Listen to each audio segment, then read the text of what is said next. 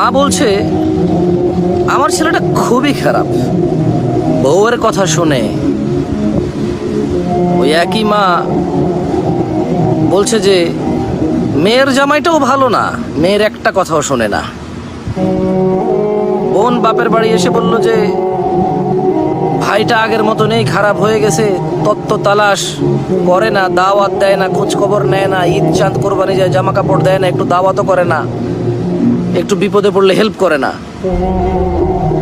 আবার ওই বোনটাই বলে আরে জানিস তোর দুলাভাইটা খুবই খারাপ, কাম কাজ করে করবি কি আর, বোনের দাওয়াত দে, বাগিনারে দাওয়াত দে, আজকে বোনের এটো হয়েছে, ভাইয়ের ওটো হয়েছে, সারাদিন তো বোন ভাই করে করে তার জীবন শেষ করে দিল। ভালো পড়েনি জামাইটা, মানে ভালো পড়েনি। অবাক অবাক করা চরিত্র না?